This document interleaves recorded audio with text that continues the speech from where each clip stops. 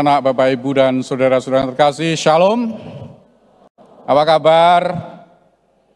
Semua sehat semoga ya, semua bahagia, damai sejahtera baik yang dalam gereja maupun dimanapun mereka berada, Anda sekalian berada.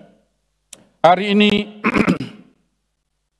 Injil yang kita dengarkan sangat menarik, biasa kita kenal sebagai kisah pejinah yang diampuni Tuhan, yang berbelas kasih.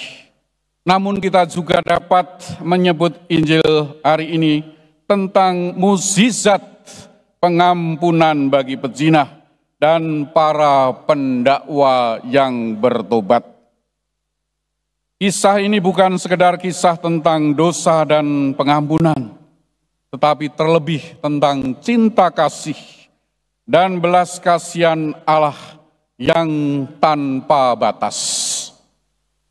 Ketika para ahli Taurat dan orang-orang Farisi menyeret perempuan itu kepada Yesus, mereka ingin membujuk Yesus untuk menghukum perempuan itu.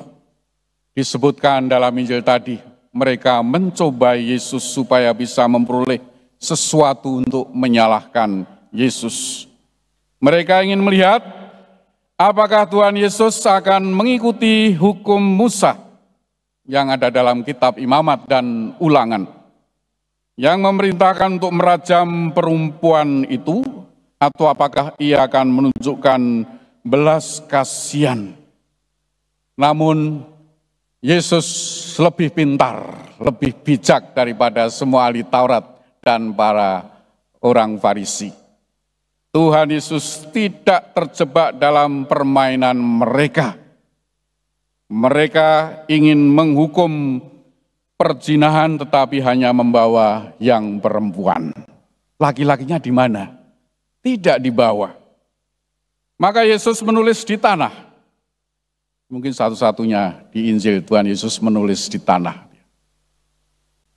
Tidak jelas Yesus menulis apa, tetapi menurut saya justru disinilah mulai terjadi mukjizat. Mungkin saja Yesus menulis untuk orang-orang cerdik pandai itu, para ahli Taurat dan orang Farisi, demikian. Kalian mendakwa perzinahan tetapi lupa membawa lelaki yang melakukan perzinahan. Atau kalian berlaku tidak adil karena hanya mendakwa perempuan yang berzina dan tidak membawa lelaki yang berzina. Bukankah ini perbuatan kalian yang tidak adil yang bertahun-tahun kalian lakukan? Dan bukankah itu suatu dosa sosial yang kalian buat?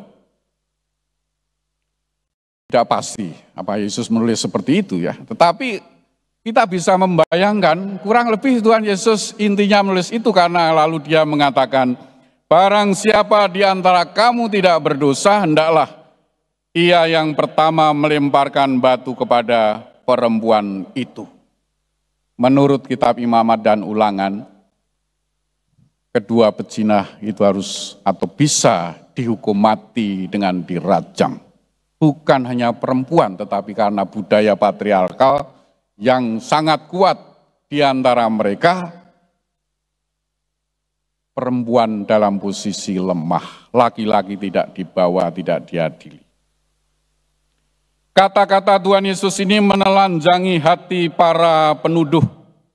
Mereka yang tadinya merasa diri benar, suci, di hadapan Tuhan Yesus harus mengakui bahwa mereka juga para pendosa.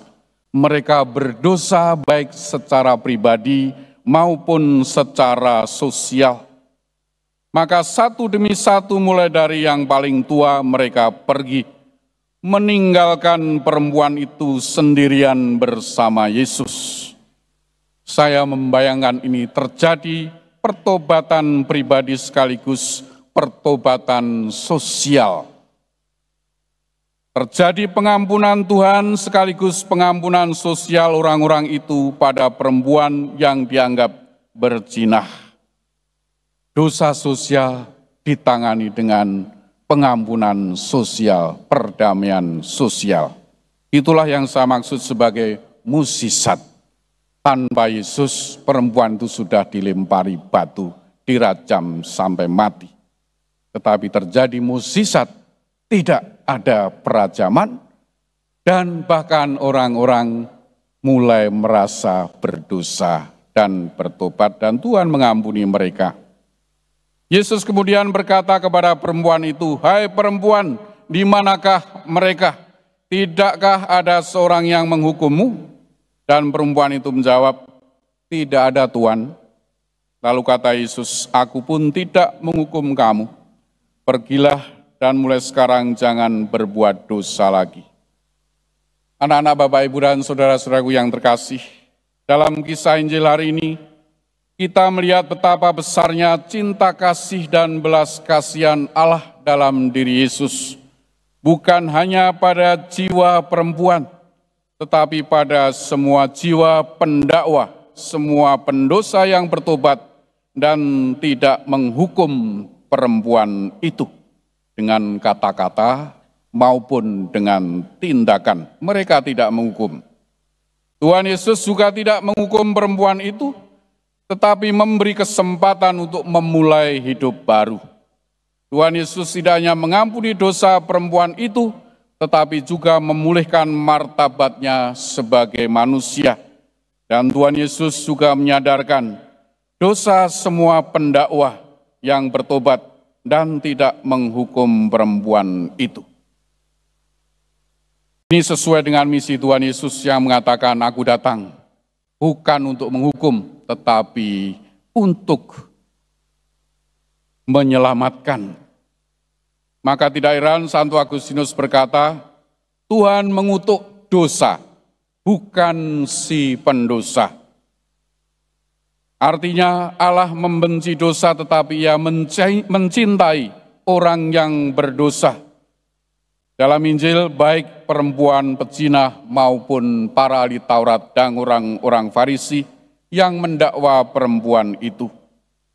Tuhan selalu siap mengampuni kita jika kita mau bertobat dan kembali kepadanya.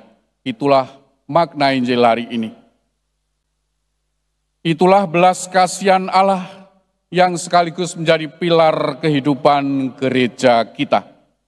Paus Fransiskus dalam ensiklik Misericordiae Vultus mengatakan, belas kasihan adalah pilar yang menopang kehidupan gereja.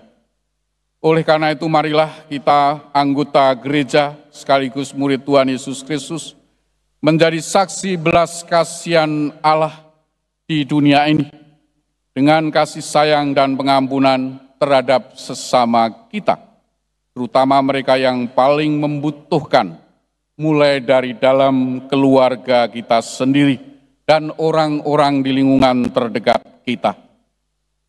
Ingat, dapat mengampuni dan tidak menghukum itu adalah mukjizat yang bisa kita buat, karena Tuhan sudah lebih dahulu mengampuni kita. Marilah kita terus belajar dari kisah Injil hari ini untuk selalu mengedepankan cinta kasih dan belas kasih dalam hidup kita. Kita sadar masing-masing diri kita adalah pendosa seperti orang-orang Farisi dan ahli-ahli Taurat tadi, baik dengan dosa-dosa pribadi maupun dosa-dosa struktural, dosa-dosa sosial. Janganlah mudah kita menghakimi sesama, tetapi mari kita mencintai mereka seperti Allah telah mencintai kita. Mari kita menjadi saksi belas kasih Allah di dunia ini dan melakukan itu dengan mengampuni dan membantu mereka yang membutuhkan. Semoga Bunda Maria, Bunda Pelindung paroki kita ini juga semakin mendoakan kita untuk dapat meneladan Tuhan Yesus Putranya yang penuh belas kasihan kepada sesama, sebagaimana dicontohkan dalam kisah Injil hari ini. Amin.